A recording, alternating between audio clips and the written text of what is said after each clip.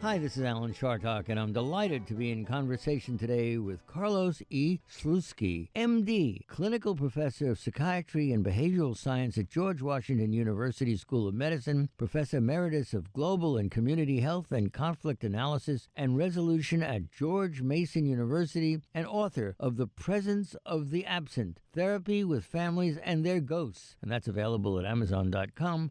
Welcome, Dr. Sluzki. Thank you so much, Alan. So, let's all get to know you. Where were you born? I was born in Buenos Aires, Argentina, where I did all my training and as a psychiatrist and as a psychoanalyst and as a family therapist in part. So how does it matter where geographically in psychiatry you were born and raised? In other words, is a New York psychiatrist different from a Argentinian psychiatrist, both of who had analytic training? Well, there is a difference in the background culture and the overall approach to interpersonal relations.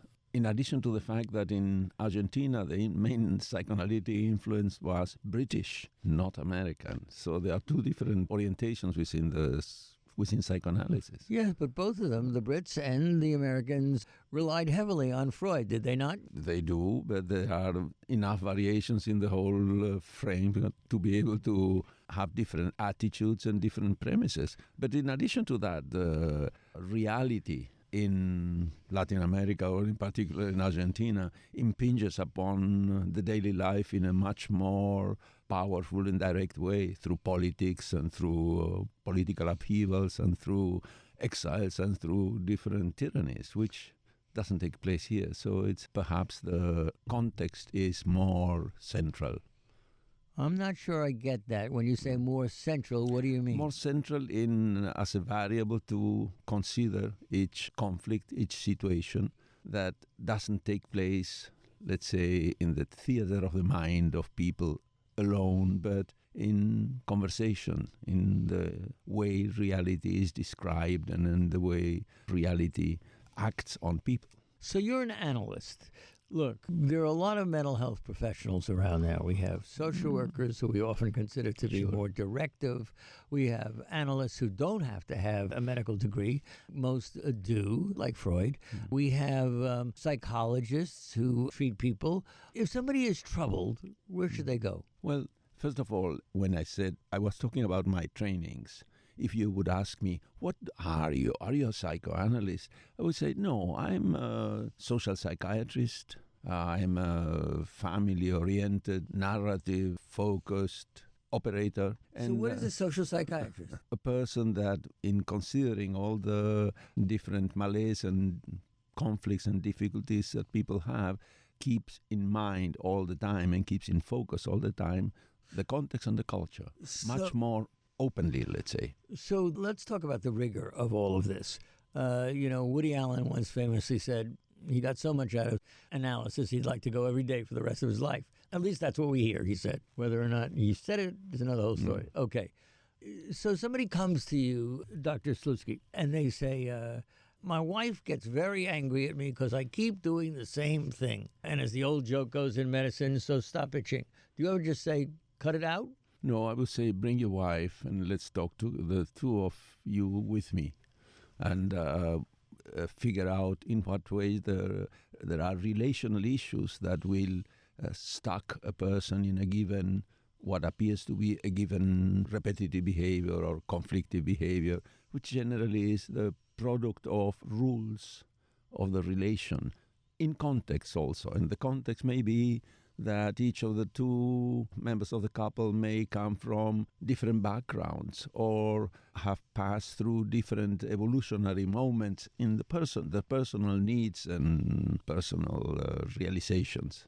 And so there are possibly issues in the family of origin of one and of the other that generates different expectations. So you're talking about one's Jewish and one's Catholic? Could that be one of the examples? That could be one is Jewish, and in being Jewish has some style of being, for instance, much more mindful, as generally frequently Jewish are, and less dependent on certain kind of external rules or rules of the creed, if the Catholic is an active Catholic. And so those are things that in some cases are openly negotiated, that is talked to and dealt with, but quite frequently, no, they are just left aside, not even touched by the couple, and they launch into a relationship and they find themselves caught in those traps. Well, that's so interesting, because the name of your book, and I think you've just sort of hit on it, is The Presence of the Absence, Therapy with Families and Their Ghosts. What does that mean? Well,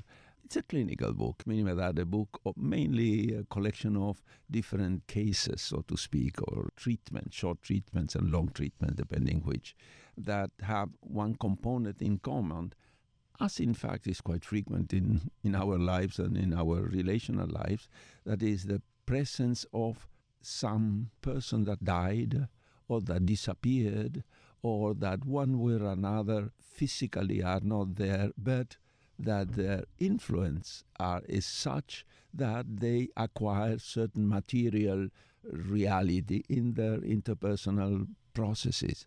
If you want, I can tell you two or three or several of those situations. There are some that are heavily political. For instance, I was talking about Argentina. As you know, in Argentina in the 70s, there was a military junta that led to ferocious repression that produced about 30,000 people who were disappeared, quote unquote, meaning by that, swallowed by the militaries into torture centers and then thrown out of helicopters. They're thrown out of airplanes into the Atlantic Oceans or buried in unmarked graves, collective graves, things like that. And also there were enormous number of people who were exiled, who left the country because of that. Well, this regime, in addition to disappearing, pressure people so as not to speak about that. That is, they would come, kidnap somebody, and tell the family, if you mention that we took them, you will never see that person again. Otherwise, you may or may not. No? So the family would remain in silence. Not only that, but some families would be sure that their kids would also not maintain social contact with other kids so as not to mention that. In fact, one of the cases that I discussed there is one in which was a family that consulted because a kid that was misbehaving in school, etc., etc. And it was composed by two kids, which were, I believe, 9 and 6 years old. An uncle called Daddy, an aunt called Mommy, and a grandmother. And when they consulted, they couldn't even talk about the disappearance of both parents of these kids. In this interview, I would ask them, and what happened with the parents? Oh, we don't know. And this was a clinical situation. So after a while, I would tell them, but for all practical purposes, then they may be dead. Oh, no, they are gone, doctor. Say they're adults, no? And they corrected me because I wasn't using the proper word. And say, at a given moment, they say, ma'am, the kids know. Oh, no, I don't believe so. Oh, yes, they said one of the kids. I remember when Mama was being taken by this man with machine guns, etc., etc. A story that was ferociously dramatic and intense and extremely interesting. So what was the crisis, if you think of this? The crisis was related to the fact that Daddy, which was the youngest uncle, announced that he was going to get engaged, to get me married. And the kid and the boy The 6-year-old said, but then if you have kids, maybe they will not want for me to call you daddy. And so I created a whole ritual in the course of this session to declare the uncle honorary father, and I gave him a condecoration or a medal in the air. Of course, the whole thing was a ritual done in the course of the interview that kept everybody transfixed, because it has a way of solidifying the real relationship while at the same time demystifying the silence that was keeping these people present and absent. Okay, so you're an analyst. Along come two kids. Their parents have been disappeared.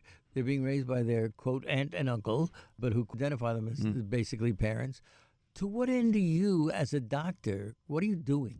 Do you want to clear it up in the kids' minds so that their behavior changes? What is your aim? Alan, you're being very psychoanalytic in your question, because you are worried about the mind of the person. I'm talking about the collective mind, if you want. That is, the rules of the relationship, the guiding principles that were allowing this family to operate. Yeah, but to what end? I mean, you're a doctor. You want to help. Of course, I'm helping demystifying. Okay, so you demystify. Yes, Does their behavior change? Break the silence. Oh, yes. In fact, the follow-up on this family, which is extremely interesting, includes, for the first time in 2 or 3 years, the kids had a birthday in which they were allowed to invite other kids. Until then, they didn't. They were only having birthdays or any kind of commemoration with family alone. The family was socially isolated completely because of this mandate that was continued. And so the kids were allowed to do that.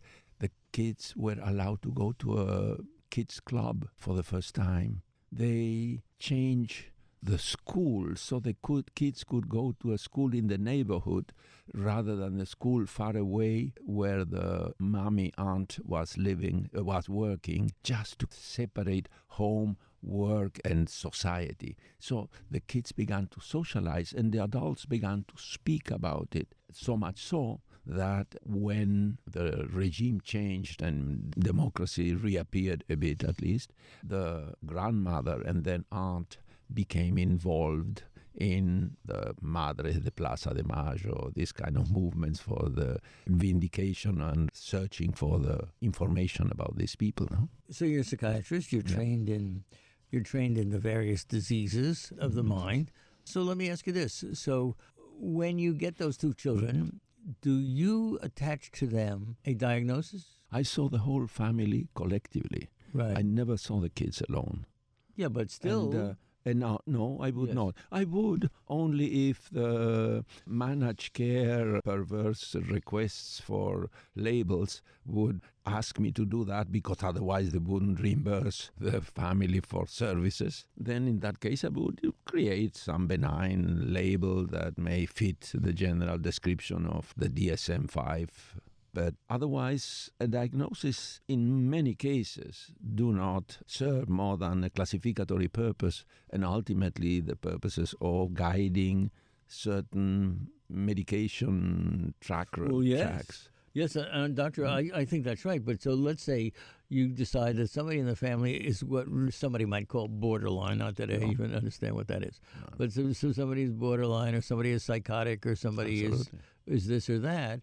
And you have to give them medication. Now, you act as a therapist, as an analyst. What about medication? Well, as a therapist, if you have a patient who have the first markers of the possibility of a psychotic break, meaning by that something that may lead, if it evolves, to schizophrenia, which is potentially destructive, let's say, for the future of a person, then I would do several things. I would mobilize their social network. I would activate their family. I do psychoeducational issues. I would do therapy, and I would give them a certain a small dosage of antipsychotic medication, So I'm educated in the management of medications, but I will do it in context and not as a main guideline. So for all of these years, Doctor, you were, for example, between 1983 and 93, the chairman of the Department of Psychiatry at the Berkshire Medical Center. Yep. Now, there's short-term psychiatric help and there's longer-term psychiatric help. I'm going to make a guess that you are a practitioner who believes in getting down to the basics of what's going on, as opposed to somebody who says, look, this person has just come in, is in real trouble.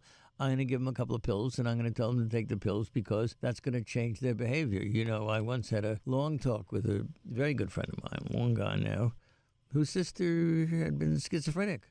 And we got into a big fight with somebody who was then practicing at the Riggs Center in Stockbridge, Massachusetts, and who said, we only, at the time, do talk therapy here. We don't believe in drugs. And my friend got furious and said, it wasn't until along came the psychotropic drugs or some of the other drugs that my sister could have a conversation with anybody.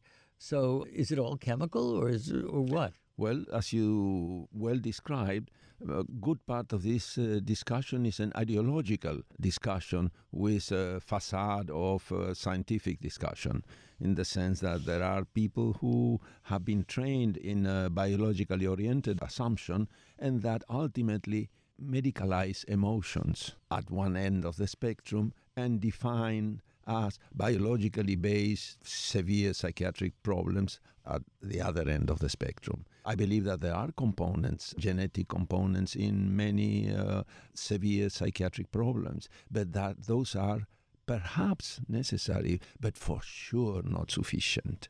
And in addition to that, in so many cases, the combination of treatment, if you want, Sure, generates one or other destiny for these patients. And you have 2 minutes, I'll give you interesting research that has been done by an American researcher, Lyman Wynn, and a team in Finland. Why Finland? If you want, I'll tell you later. Yeah. In Finland, after Second World War, Finland had been allied of the Nazis, passive ally of the Nazis. So after Second World War, Russia, which went through Finland in their invasion, the discussion between powers told the Finnish government, either you pay war restitution of 50% of your gross national product, I'm inventing the figure, or you will become one of our satellite states. They did a referendum and they decided to pay that, which meant that everybody from rich to poor were paying 50-60% of taxes, whatever they were gaining. It was terribly poor for quite a while.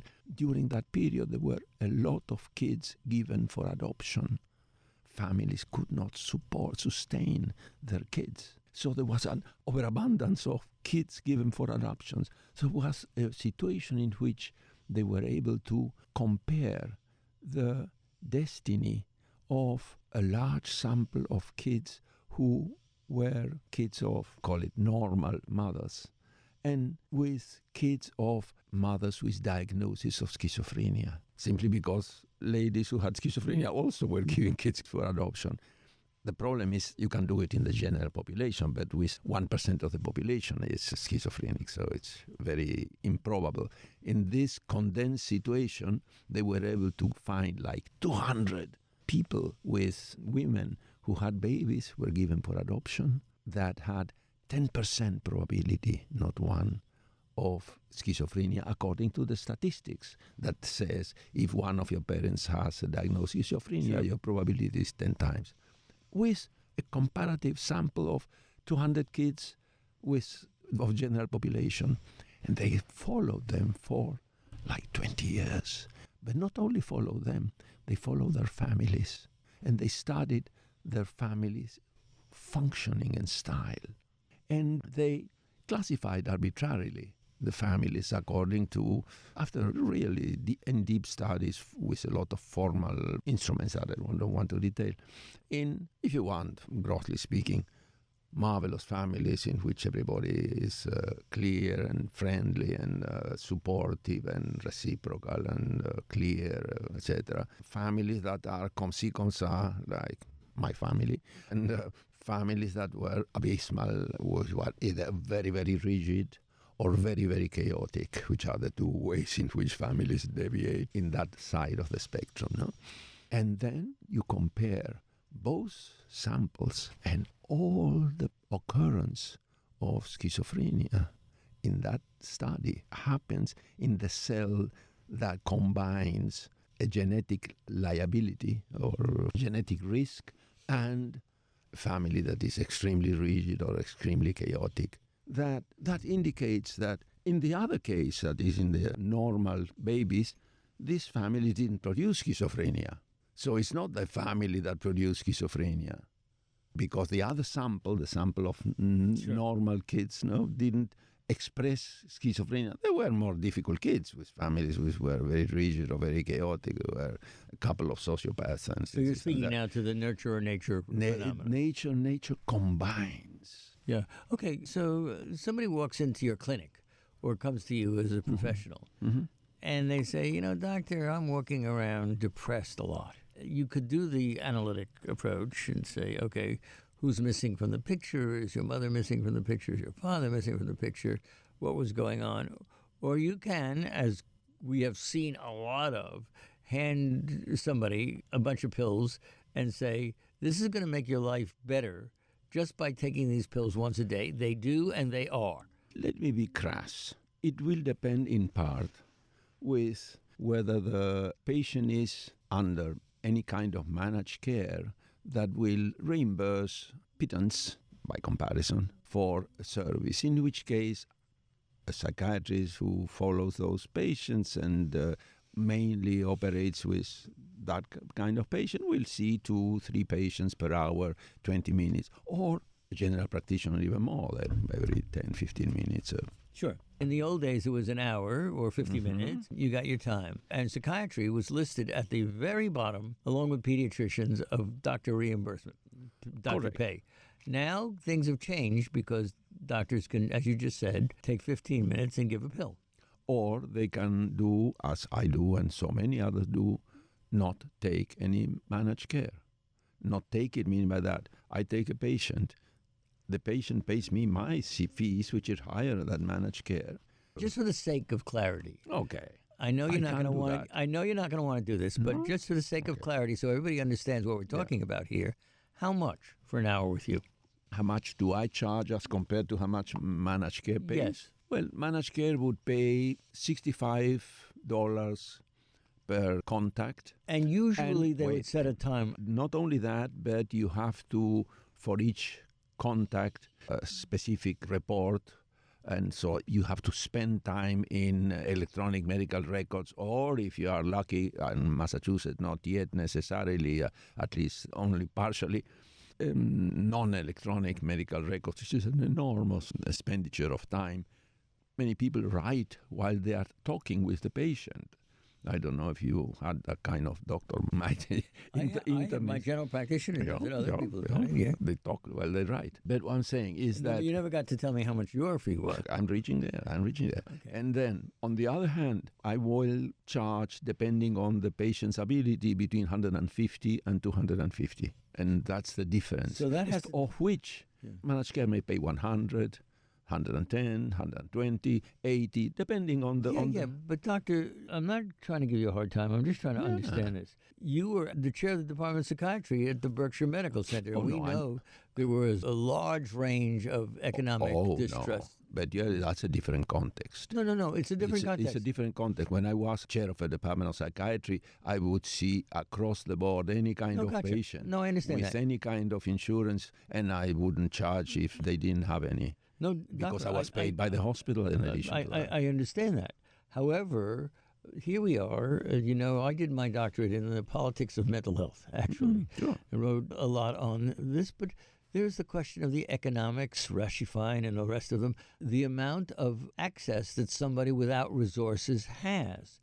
You're the best of the best. We know that. And when I first met you, people were whispering in my ear, this guy is one of the most important people that we have around here in this field. But if I don't have the $200 or whatever, and I'm poor in this country, I'm not talking about you now. In this context. I'm talking about at large, the people who have the most will be treated better. That is correct. In my whole professional life, I worked, for instance, in Argentina. Let me start with my first 10 years. You went to medical school and you were trained in Argentina? Yeah. Okay. Except in family therapy, in which I was trained in States. in Palo Alto, California. Right. And in the morning, we would work in the hospital for free. And in the afternoon, we would work in our private practice. And for free, it's for free for the patient and for free for us. That was a system. So I dedicated per day 4 hours. I am not calling into question your professional morality. No. I am only saying... I'm saying, while I was chair of the Department of Psychiatry here at Berkshire Medical Center, and then after the one in Santa Barbara in California, I would see, when requested, any kind of patients, paid or not paid.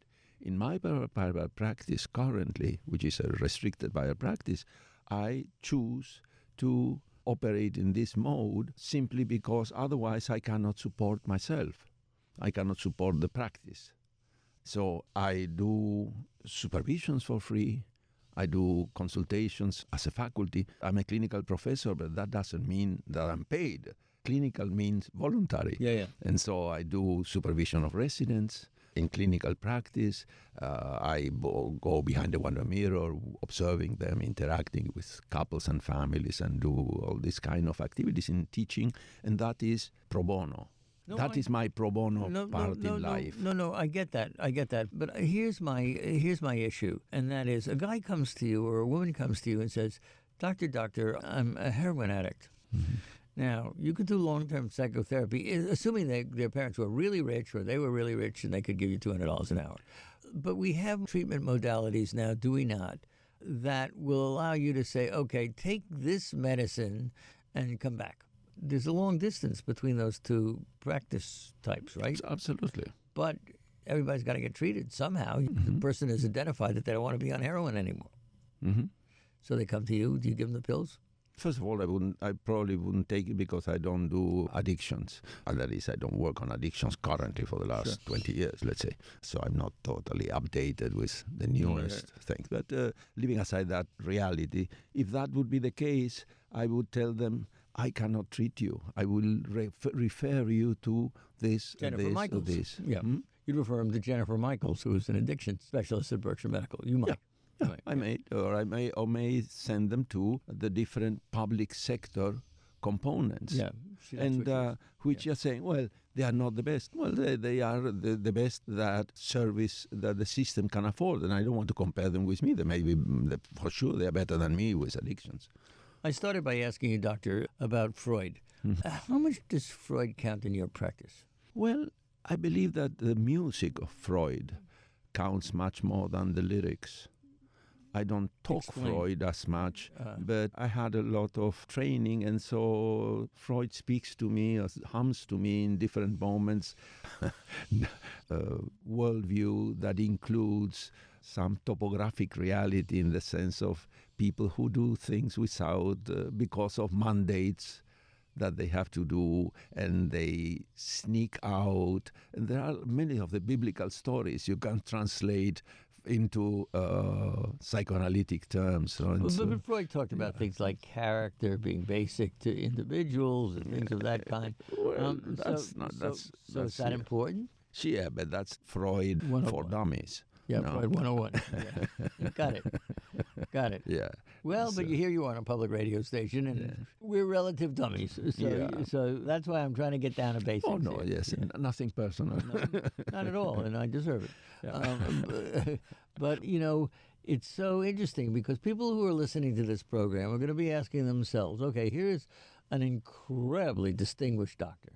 He's a writer, he's an author, he's well thought of in his profession, he speaks at a level we don't speak at.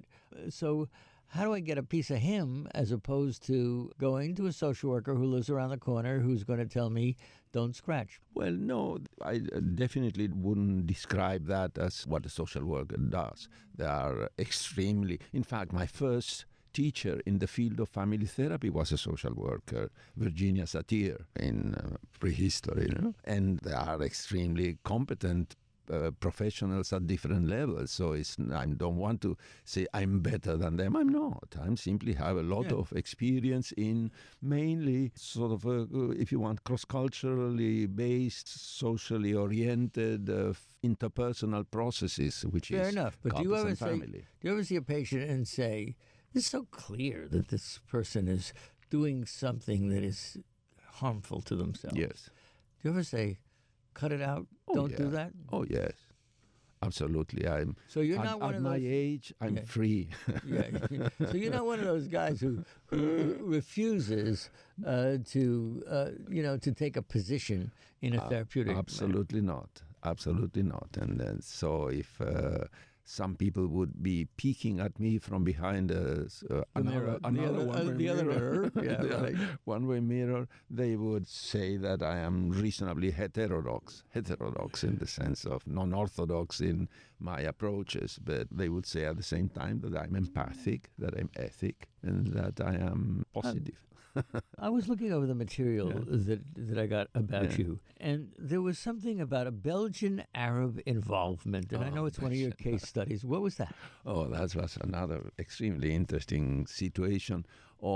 This was a consultation, a one-time consultation. I do workshops all over the world, literally. I know that. So this was one in an industrial city in Belgium, where I was asked by other therapists to see, and it was piped through closed circuit television to about 200 people who were in an audience watching this, with permission, everything, etc. A family of Moroccan who had moved a number of years ago from Morocco to Belgium, and father was working in a factory, and the problem was that the oldest kid, which was 14 years old or 15 years old, appeared one day black and blue in the public high school, and the teachers asked what's going on. Oh, my father beat me. Immediately they called social services. The kid was taken out, put into adolescent refuge or something, and they called the parents and made a big fuss, and they told them, unless you won't even be able to see your kids unless you do some family interventions, family therapy to see about this family violence, blah, blah, blah. And these people did that. They saw a couple of the Belgian therapists who were trying to tell them what to do, no? And the father was saying, yes, but we was doing, no, he wasn't doing anything. So they were very frustrated, and so they asked me to see them. So I told them, bring the whole family. It was marvelous. The whole family was a family of 13, with 13 kids. Fortunately, only 9 came to the session, together with mother and father. Father, clear French-speaking. Mother, few words, Arab speaking in Arabic with in Moroccan Arabic with the father. Muslims. She was dressed from head, covered from head to toe, and all the kids. The situation was. It took me about 15 minutes to realize this situation in which this kid, the father was expecting that the kid would do what he himself was doing, namely being the oldest. I am in charge of the family when my parents are not here. So I take care of all the kids. I come from school and stay home, taking care of all the kids and tyrannizing that, no? And that was being a good child. And being a good child? A good child, yes. And in turn, the kid, his older kid, was being socialized in the Belgian system. So after school, kids stay there to play soccer or to play or to this and to go to the movies or to something. And for several years, the kid was having to leave the school and go home to be again taking care of the constant children producing machine that was that couple, and until he rebelled and told the father, I don't want to do this, and the father beat the out of him, and There is a simple way which would say, tell this father, it is not done. Tell the father not to be a jerk. Yeah, no, sorry, wrong country. Wrong country. There it is done. Here it is not done. No, you say that, and the father will say yes, but this country's wrong. This country's wrong. That's the way you do things. But the whole discussion ended up being a metaphoric discussion related to dreams.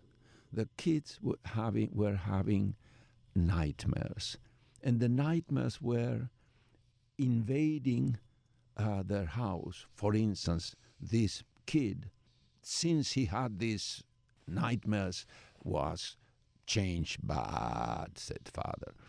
Okay, what nightmares? And I asked the kid, and the kid said, well, it was, first of all, myself and several others saw the dog in the house. And this is a dream. The dream. The reality, as a footnote, in any Muslim household, cats are welcome, but dogs are not. You cannot have a dog in the house, because if you have a dog, you cannot have angels in the house. So the fact that the kid was reporting that the dog was in the house was a socially taboo thing. It was a social taboo, but in addition to that was a metaphor of the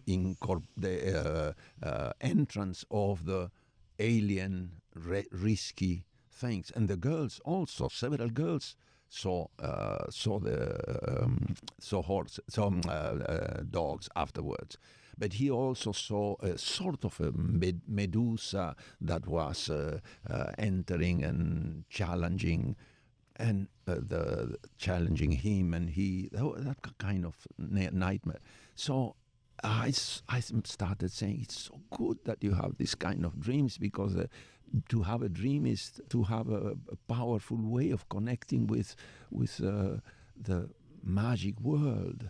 And who is the second best after second one? Who else saw dogs? Oh, I did, said several of the kids. And I saw, said the father, I saw a wolf when I was young in my country, and I protected my brothers and sisters. But true wolf? No, it was a dream. Dreams. And so I kept on talking about dreams and ways of differentiating the dreams with as clear, important assets. Now, Dr. Sluzki, you know and I know that this is very important to some of your colleagues who study this stuff. But I want to know, once you were consulting on this and you talked to 13 kids, the two parents, you heard about the dogs, you heard about the wolf, to what end? To what end? Okay, to the following. To the end of creating a shift in that family's processes, so as for the father to recognize that the kid has the right to have his own wishes and of being a child. Because at the very end of this session, the father started recognizing that it was difficult. It had been difficult for himself to have to follow all these rules. And he understands that the kids wants that. It's bad, but it's understandable. The two therapists were there, the Belgian therapist, who established afterwards, following me, let's say, imitating me, a different rapport with this family that instead of being instructive was empathic, and at the same time acknowledging both the trap and the difficulties and pains of shifting cultures, and what you leave behind and what you bring with you when you go from one culture to the next. So much so that my follow-up with that is exchange of letters with the therapists about what things were done differently and how things evolved. And in fact, this specific family, the things evolved in a change in the relation, the family climate overall, the one recurrence of a beating, but then no more, then parents reincorporating to this child, dividing the leadership of the kids instead of putting it in the oldest, dividing it between the 2 or 3 oldest so that it would reduce the pressure. And so it was a respectful shift, adaptation to the culture. I want to stop for a moment and remind everybody that we're in conversation today with Dr. Carlos Sluzki, clinical professor of psychiatry and behavioral science at George Washington University School of Medicine, professor emeritus of global and community health and conflict analysis and resolution at George Mason University, and author of The Presence of the Absent, Therapy with Families and Their Ghosts, and that's available on Amazon. So, Professor Sluzki, Dr. Sluzki, you are, of course, a psychiatrist, but it's interesting that your title includes conflict analysis. Psychiatrists treat individuals. Are you treating a society? You like Freud, civilization, and its discontents, or are you treating patients? Well, I do several things. I worked in human rights-related activities. Well, I did it since I was a medical student in different ways. But when I was a medical student, I led a small underground organization helping political prisoners in Argentina. But then I worked as a consultant for the International Criminal Court, for the Office of the Prosecutor of the International Criminal Court. What did you do for them? Well, I worked to find ways of reducing the secondary trauma, if you want, trauma by empathy, the fact that their own interviewers ended up interviewing people who are horribly traumatized in Congo, for instance. And they would come, and the organization itself didn't support them at their return, and they ended up stuck with not only the horror of what they have seen, but the sense that they were trying to help these poor women raped by 20 marauding soldiers. And they bring the report to the Office of the Prosecutor, and the Office of the Prosecutor says, "Oh, thank you very much. We'll see whether this is a crime or a crime against humanity, and we'll decide in 6 months," which is the mission of the International Criminal Court. But on the other hand, from the individual viewpoint of the interviewers, it was a way of betraying their own the people that they were. So what did you tell them? Well, what I recommended is that they would have a way of receiving the interviewers after a mission in a way that would be not only empathic in the sense of acknowledging all their own sufferings and pains, but making transparent the process within the court. So it's not that they wouldn't have the sense that they bring the report and nothing happens, but they understand what is the process of evolution of their own interview as part of the final decision, so they feel part of the group organization rather than just an agent. So that's kind of things. Dr. Sluzki, I guess I got to ask this because the problem here is that we may be talking on 2 different levels. Mm-hmm. Level 1 is, my fairly simplistic idea about the way things work or should work. And yours is a heavily refined, analytic look at the way in which we human beings relate to each other. And you are at a level which some people can't understand. They can't understand it because your level of thinking is too high for what we mortals, think about things. Now, here you are, distinguished chair, psychiatrist, internationally known. Is it incumbent on you to make that happen so that people understand what the hell you're doing? Well, first of all, this book, if you ever have the opportunity to read it, You can read in a weekend. It is very accessible. Okay, sure. I don't go into complex theories, but just try to be pragmatic in whatever I describe and distill from that some words of wisdom if needed. And in my practice, I'm the same. That is, I have a practice right now. I just opened a practice in Stockbridge, and doing it without any expectation or assumptions that I'm going to talk difficult. Each of us carry with us our universe that is subtle, is complex, and can be not only understood, but in many cases shifted in ways that makes our life more user-friendly and our reality more user-friendly. Well, you have to practice on several levels. I mean, you have to practice with the individual. You also have to practice for the intellectual psychiatric community that exists in the world, not only around here, Dr. Sluzki. And let me ask you a question. You're Jewish, right? Yeah. Does that matter in terms of your practice? Well, I'm Jewish from Argentina, which is a very peculiar Different than place. Jewish in America. Yes, absolutely. Okay, great. Yes, among other things, most of the Jewish people I know in Argentina were progressive, what they call more red diaper Jews. No, that is Jews that were progressive and non-religious. Sure. And coming from a country that had a lot of anti-Semitic background. You bet. Yeah. It was more an inconvenience than an advantage to be Jews in Argentina, I would say, up to a point. Huh? But how about being a Jewish psychiatrist? That's caricature. No? Psychiatrists are physicians, generally Jews who don't like blood. But in fact, there is some Talmudic reality in our practice. Talmudic meaning back and forth.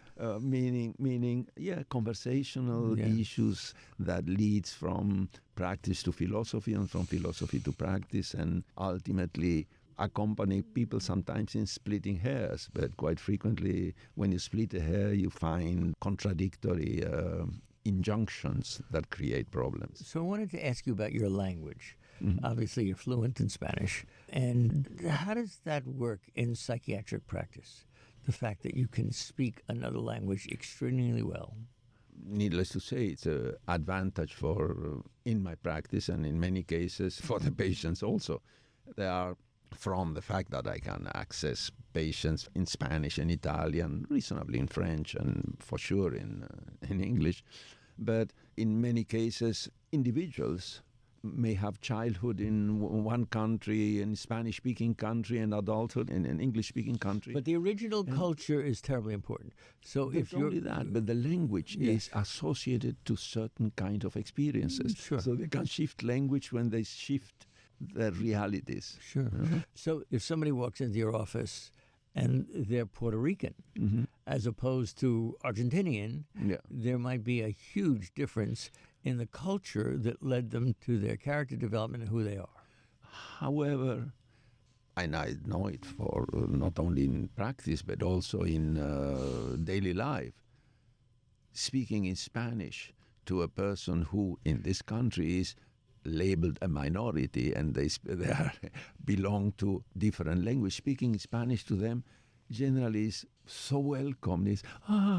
Transforms suddenly the conversation from a conversation with a distant alien person into a familiar. So is there any reason not to, doctor, to speak Spanish with them? For example, their dissonance may come from the fact that they're a Spanish-speaking person in an English culture, but if you're speaking Spanish and you relieve them, does that create a problem in terms of knowing what the real problems are? Well, no. It may happen that some people may not want to speak Spanish, for instance, because they graduated to English. And the graduation to English is a distinction, is an asset. And they otherwise define their Spanish self as second grade. That's interesting. In which case, I can choose very strategically, so to speak, Spanish or English, depending on who am I talking to of their two selves. But the Spanish is the language, in most cases, of the parents. So therefore, and psychiatry so heavily relies on interpersonal relationships, parental relationships. Oh, yeah. But of course, they are their parents, and therefore maybe of the many injunctions may appear in the language of the parents. My father was Austrian, and so some of my... And your father fled from the Nazis? He left before. He left Vienna before. My grandparents and uncles, yes, fled from the Nazis at the very last minute. But my father was an architect, and he came to Argentina in the 20s. And you left, we only have a couple of seconds left, but you left Argentina to come to the States because? Not because, literally, in the sense that it was before the military junta, but it was already in a period in which the killings had started and the political options were reasonably dismal. But I came with a Guggenheim, so it's not that I escaped Argentina. I was brought with a sort of a golden tray. Indeed, indeed. Well, we're very lucky to have you. Thank you. I'm fascinated by everything I've learned today. We've been in conversation today with Dr. Carlos Sluzki, clinical professor of psychiatry and behavioral sciences at George Washington University School of Medicine, professor emeritus of global and community health and conflict analysis and resolution at George Mason University, and author of The Presence of the Absent, Therapy with Families and Their Ghosts, and you can get that at Amazon.com. Dr. Sluzki, it's a good thing I ran into you. I appreciate it very much. Thanks for taking the time to talk with us today. Thank you very much, Alan. A pleasure.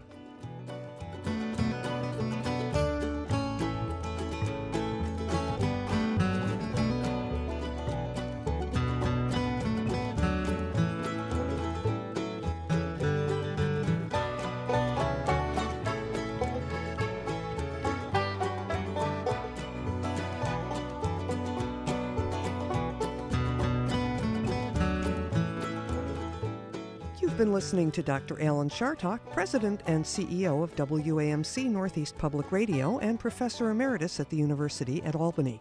For more information on the In Conversation with Alan series, or to order additional copies of this or any interview in the series, call 1-800-323-9262 or visit us on the web at wamc.org.